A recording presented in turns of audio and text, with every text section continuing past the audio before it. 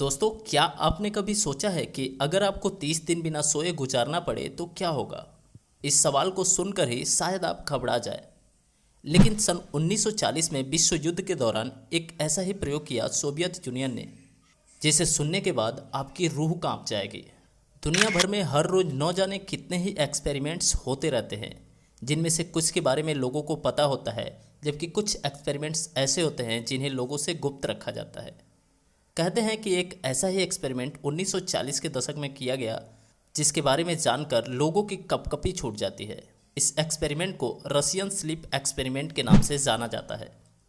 कहते हैं कि इस एक्सपेरिमेंट के लिए जेल में बंद 5 कैदियों के साथ एक डील की गई और उनसे कहा गया कि अगर वो इसका हिस्सा बनते हैं तो एक्सपेरिमेंट खत्म होने के तुरंत बाद ही उन्हें छोड़ दिया जाएगा।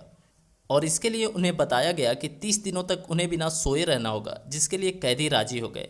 इसके बाद उन्हें एक एयर टाइट चैम्बर में बंद कर दिया गया और उसमें एक गैस डाल दी गई, जिससे कैदियों को नींद न आए और वैज्ञानिक यह भी देख सके कि इनका उन पर क्या असर हो रहा है। शुरुआत में तो सब कुछ ठीक था। सारे कैदी आराम से एक दूसरे से बातें करते थे।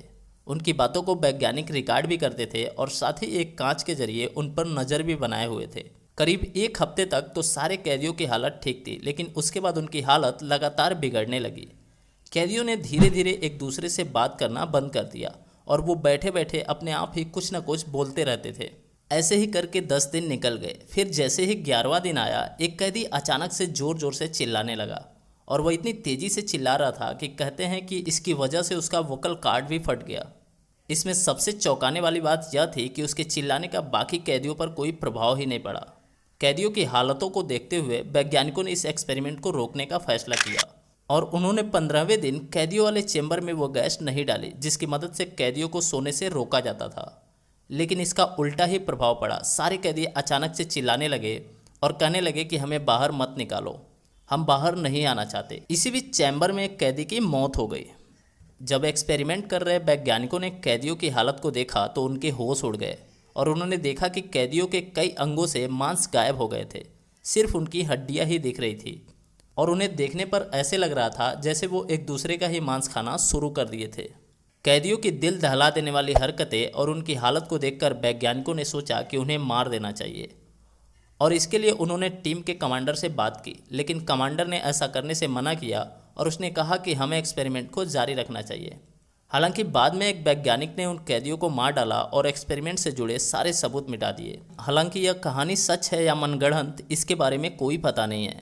लेकिन साल 2010 में क्रीपीपास्ता नाम के एक वेबसाइट ने इस एक्सपेरिमेंट को पूरी दुनिया के सामने लाया था और इस प्रयोग का खुलासा करते हुए उसने इस आर्टिकल में ये भी लिखा है कि इस प्रयोग को जानबूझकर पूरी दुनिया से छिपाया गया है।